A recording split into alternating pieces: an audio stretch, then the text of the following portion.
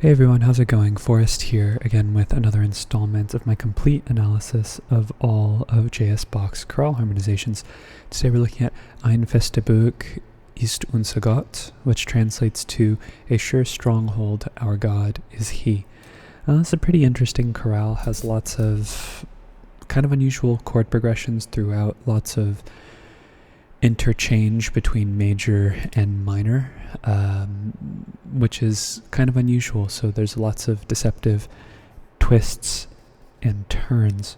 A little mark right there. Can't tell if it's a pencil marking or just a blemish on the page. I think it's just a blemish on the page. But regardless, we're just going to start off with the analysis. So two sharps in the key signature. We start off on D major. We end on D major. I'm going to hedge my bets and say that we're in the key of D major. And like I just said, we start off with the D major triad, and then we move to B, D, A, and D. And we're already at kind of an interesting chord here, because literally this is like a B minor 7 without the fifth. However, if we look at these two, what I'm calling passing tones, because this is my analysis, or my primary analysis, you could look at these passing tones as accented, or you could look at these, this D right here and this A, both of them as accented non-chord tones. And if we look at this E, B, G, and D, this could be a 2 chord in second inversion, or more specifically a 2-7 chord, because we have the D in there as well. So I think both of them are kind of achieving the same thing, but I think it's more, it sounds more like a B minor chord to me when I hear it on the downbeat. So that's how I analyzed it. But then we go to another interesting chord. We have A, F sharp, A, and D, which is D major in second inversion. And we're seeing it in sort of a passing configuration here, so that's okay. At least according to the textbook, that's one of the common times you're going to see 6/4 chords or triads in second inversion. And then we have a couple of passing tones as well. That gives us G, B, E, and D, which would be like another E minor 7 chord, but I think that's more coincidental than anything else. That goes to F sharp, A, D, and A, so that's another D major triad, but this time it's just in first inversion, so no need to change the Roman numeral, just the figured bass. A couple of passing tones, or non-chord tones in the outer voices, one passing, one neighbor. Then we have F sharp, G, E, and C sharp, but I think this F sharp's an accented non-chord tone, and really what we have here is E, G, E, and C sharp, which is C sharp diminished over E, which is 7/6, and we would expect that to go to our tonic triad in root position, D, F sharp, A, and D, which is D major in root position.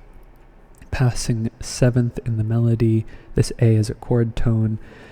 We then move to E, B, A, and B, but this A is a suspension, a 4/3 suspension more specifically, over the bass, and that would be with the G sharp, E major, which is a secondary dominant, 5 of 5, because E is the dominant of A, which is our dominant, and because this is a half cadence, we're just cadencing on 5. E major being a substitute for A minor. And moving ahead to the end of the A section, we have a perfect authentic cadence.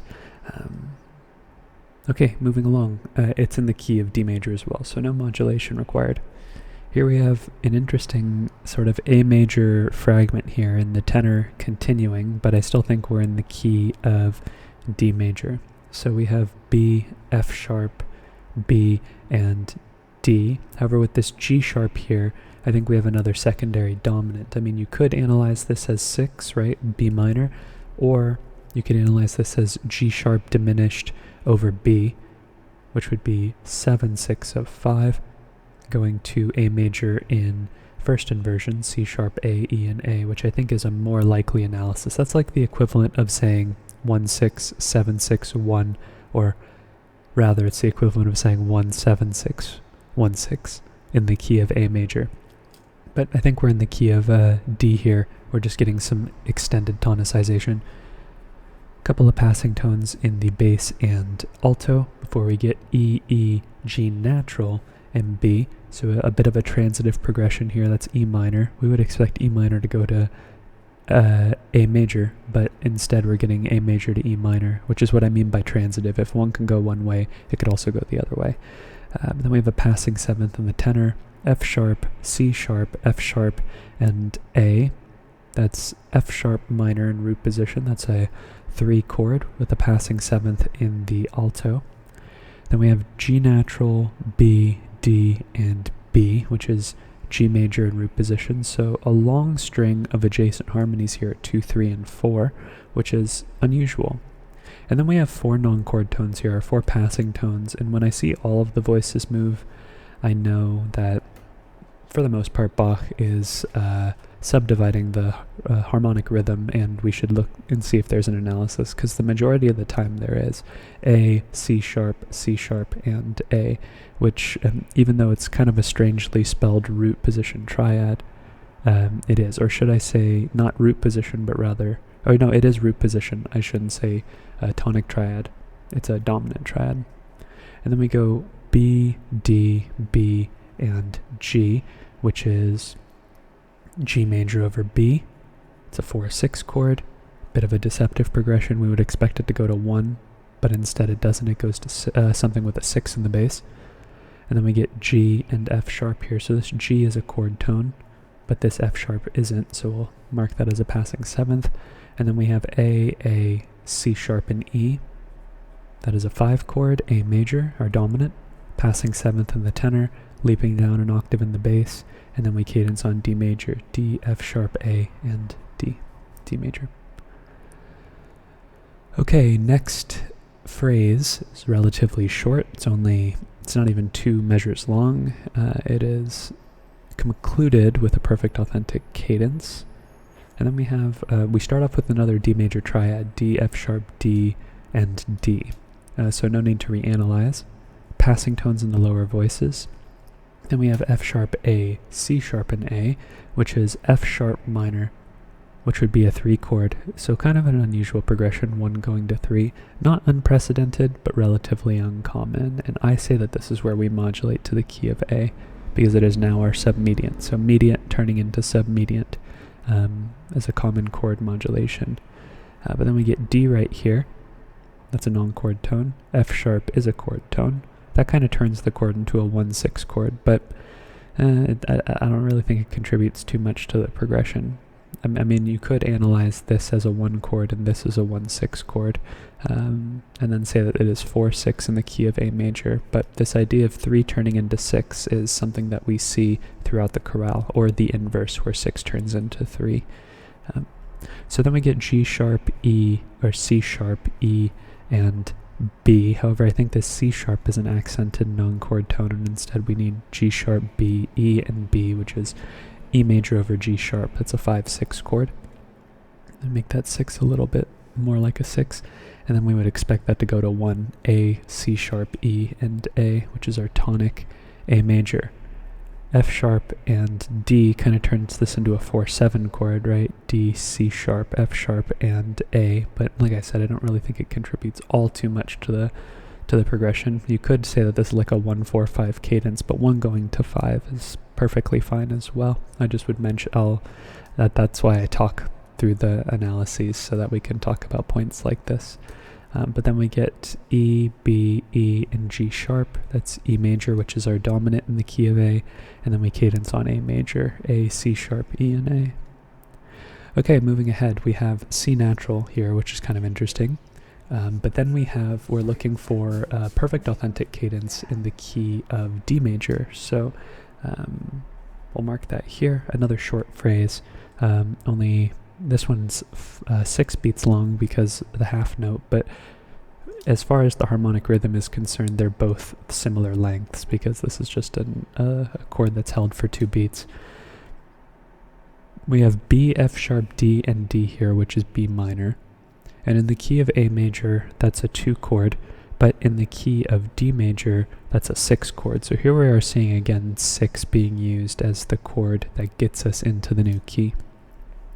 Passing tone in the tenor, which would technically turn this into a G major chord, But with the G natural following afterwards, I think we've already modulated by this point because we're moving from the key of A, which G sharp is our chord that we're looking for. Or sorry, G sharp is our chord tone that would... What am I trying to say here? G sharp is a tone that's diatonic to the key of A major, so once that's gone, that's typically a hint that we're either tonicizing something else or moving away, and in this case, I think with the lack of G sharps moving forward, we are moving away.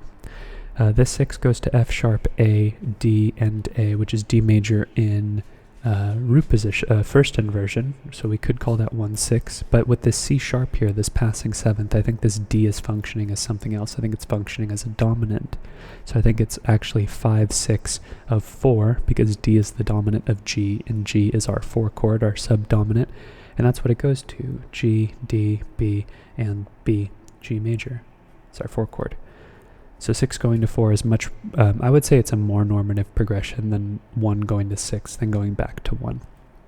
But if you're analyzing purely on the downbeat, that is what's happening there, and this C just happens to be shifting the progression more towards G. But I think we can read a little bit more into the function of the D by calling it a secondary dominant. This D right here is a chord tone, so no need to mark it. Then we have E, E, G, and C sharp. That's C sharp diminished over E. We would expect a 7 to come after a 4, especially before a cadence. And then we have D, A, F sharp, and D, which is D major in root position.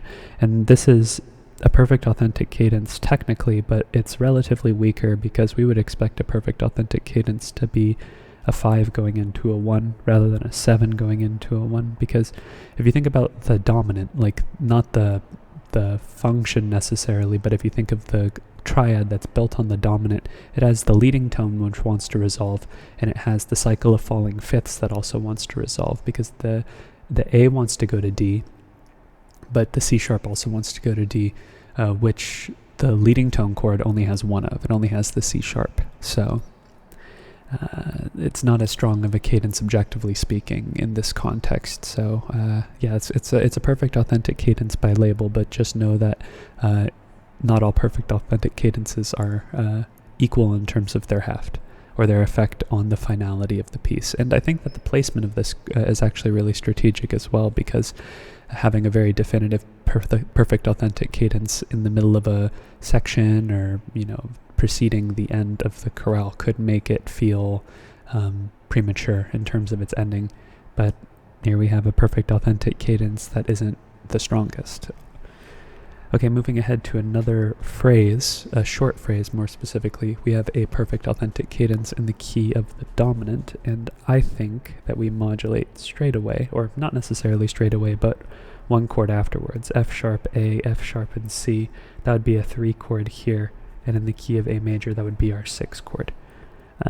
And as you can see, we're seeing this theme again, where we're seeing the 6 be the chord that we are moving to the new key with. And the second time where we're seeing 3 turn into 6, which is why I think it's more likely this is 3 rather than something else. But regardless, that 6 goes to B, A, F sharp, and D, and you could call that a... actually, what would we call that? So this is a 6 chord right here, B, A, F sharp, and D. We could call that a 2 chord. Actually, it is probably likely that that is a 2-7 chord, because that's where that wants to go, and this G sharp is just a neighbor tone. But if you do look at this G sharp, we have G sharp, B, F sharp, and D, and that could be analyzed as a 7-6-5 chord, or a G sharp minor 7 flat 5 over B. But 6 wants to go to 2, 6 can also go to 7. I think they're more or less achieving the same thing here. It depends on the way that you look at it.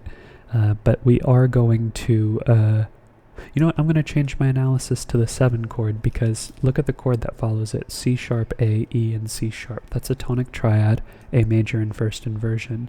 And I think it's more likely that a 7 chord will go to a tonic rather than a 2 chord. We have seen 2 chords go to a tonic. We've even seen cadences where a 2 chord goes to the tonic. I think that was yesterday's chorale, actually. But 6 does want to go to 2. I would say that you're more likely to see 6 go to 2 than 6 go to 7. But in this case, 6 is functioning as a predominant. So Yeah, I think that's what the analysis should be, a 7-6, 5 going to 1-6. And that goes to D, A, F sharp, and B, which is B minor 7 over D, that's 2-6-5, which goes to E, G sharp, E, and B with a passing 7th of the alto, that's E major, which is our 5 chord, and that cadence is on A major, A, E, C sharp, and A. So, notice here that if you've watched any of my videos in the past, we've talked about half cadences at length and the idea that the half cadence, one of the general rules, or I don't want to say rules is a very loaded term, but one of the general considerations of half cadences in Bach's vocal music is that we'll see him cadence with the 5th of the chord in the half cadence. So we'll generally see E. However, here we're seeing a half cadence where we have the tonic of the chord, so it's not always that we get half cadences where the 5th of the chord is in the melody, it's just usually. It just makes it feel like the cadence is not as emphasized on the dominant, or the idea of moving to the key of the dominant. But I feel like in this context, we see a half cadence with an A in the melody. It doesn't necessarily impact the idea that D is still our tonic because of the other chords surrounding it, but also the idea of A being in the melody here, and then we have this A major scale fragment in the tenor.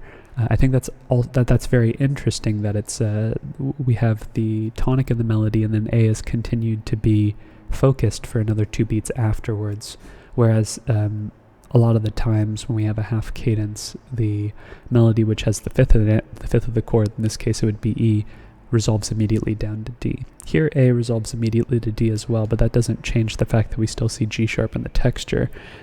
But regardless, here we're seeing a perfect authentic cadence, of course, because we have the tonic in the melody and we're in the key of the dominant. Here we have a half cadence where we have the tonic in the melody and we're not in the key of the dominant. You could make the argument that we are, it just doesn't sound like we've modulated. Even with the secondary dominant, it just sounds like a predominant chord. But we're moving to the key of, this is actually the most interesting phrase in the entirety of the chorale. We have a half cadence in the key of E minor, which is an interesting way to go about reapproaching the key of D major, but I think we go there via D major. This is just what it sounds like to me. It sounds like 6, 6, 5 in the key of D major, and the chords we get when we do that are, well, we start with this elision here. This 5, 1 is, well, this A major chord is 1 in the key of A major. It's also 5 in the key of D major. That goes to E, G, E, and B.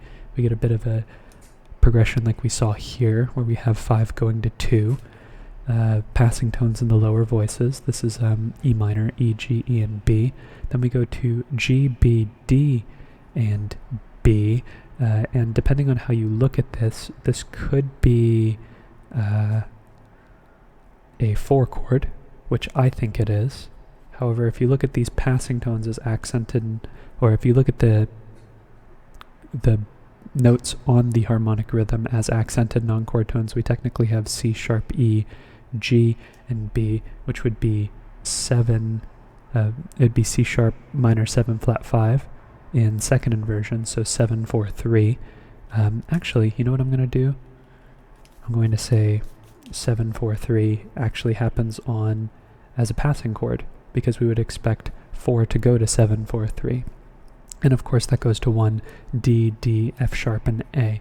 That makes sense. But notice how we have the C natural here.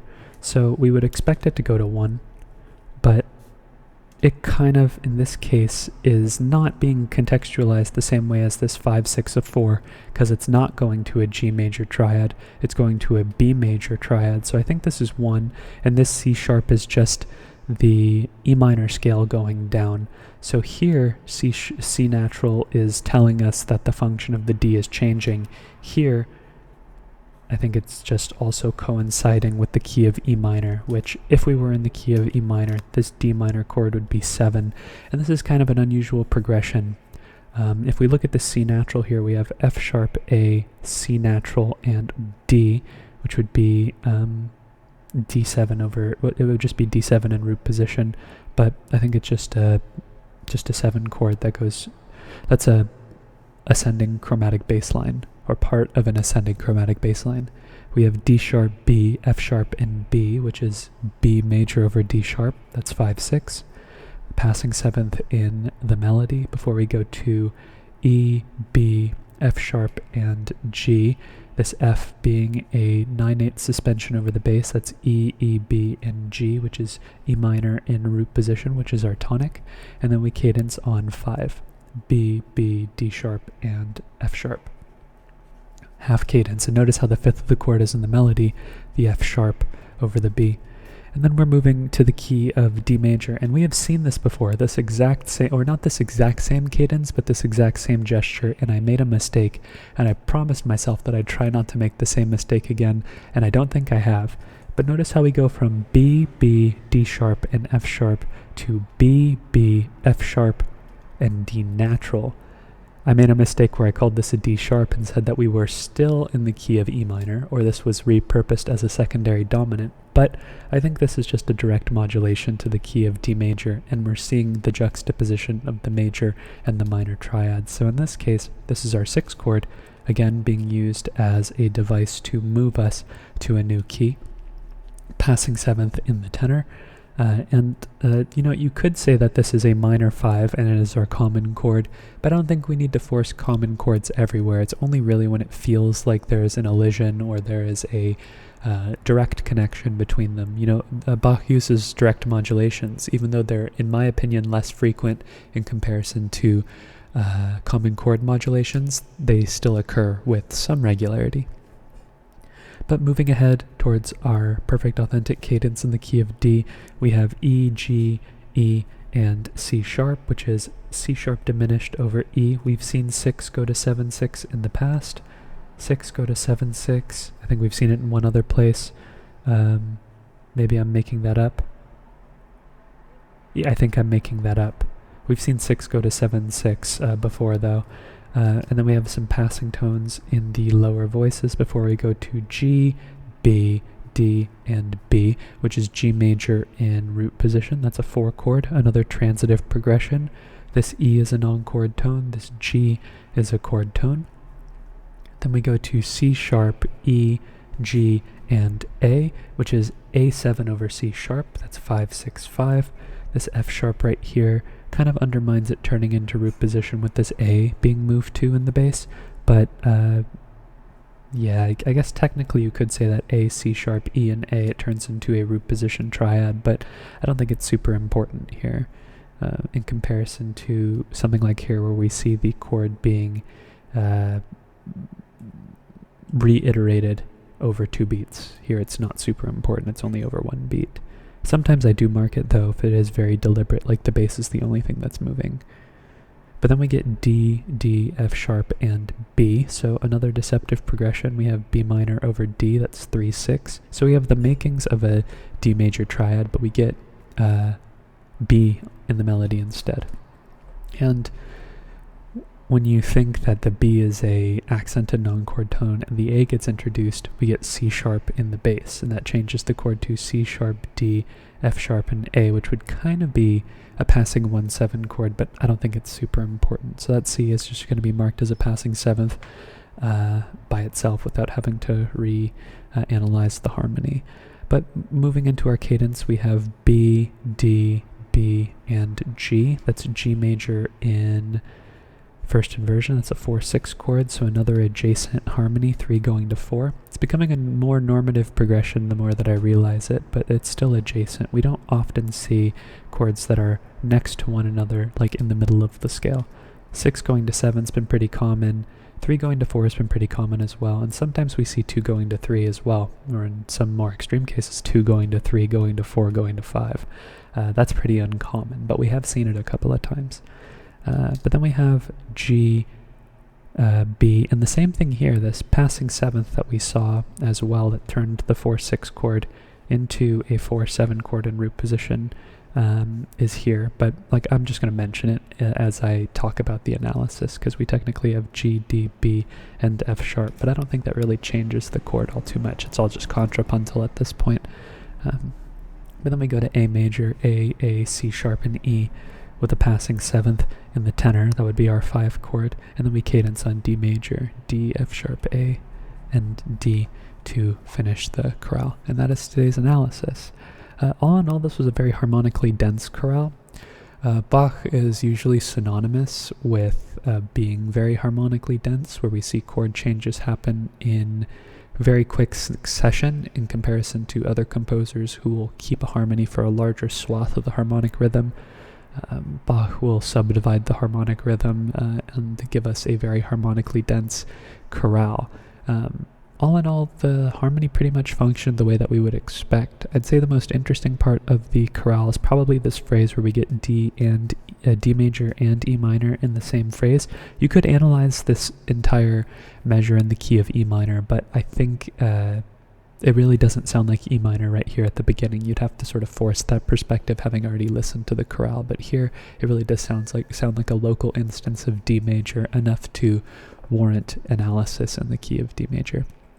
We see a lot of transitive progressions here, like 5 going to 2. We see 5 going to 2 a couple of times, but we see instances in which the chord goes against the grain of the cycle of falling fifths, which is interesting. And that's something that's becoming relatively common in Bach's writing, where he goes up or down a fifth. The cycle exists, and you can go clockwise or counterclockwise, depending on whichever direction you're approaching the dominant or the melody that you're harmonizing. Because Bach didn't compose this melody, he composed the chorale, a harmonization of the melody, so he had constraints that he was forced into that were already provided for him. So it is really incredible that he's able to harmonize these chorales with such detail and such like fluidity. Like they're very ornamented for what they are. And I would just be interested, I'd be so fascinated to see his compositional process. Like, does he compose in layers, or does he write from left to right? Like actually just knowing the chord tones and where the chords are going to go. He's probably doing this at the keyboard. Maybe he could hear it in his head. I would expect that Bach, after composing so much music, he'd be able to hear this in his head. But really, I think you do see a lot of patterns in Bach's music. So when he sees certain configurations of like notes going together, he knows how to piece things together, and he just has different ways of approaching the movement, different possibilities for different melodic configurations. But I think I'll end the analysis on that one. I've talked at length about this chorale, and it's not even that long of a chorale. It's just really fascinating to me. It's a very beautiful chorale. It's one of my favorites so far. But that being said, thank you so much for watching the video. Thank you so much for continuing to support the channel. It's awesome that people are watching the videos. This is episode 134. I have hundreds and hundreds of episodes planned for the future because I'm working on all of the Bach chorales. So if you're interested in going on that journey with me, feel free to subscribe and hit the notification bell. It means the world to me. It'd be awesome to get more people exposed to some Bach harmonic analysis and get some more discussion going in the comment section. And please, if you see anything in my analysis that you disagree with, or if you want any clarification on anything, I would be more than happy to respond to your comments. And I also take requests. If there's a particular chorale that I have not analyzed already, feel free to make a request in the comment section below. Okay. Thank you so much, everyone, again for watching the video. I'm looking forward to tomorrow's analysis, and I hope you take care.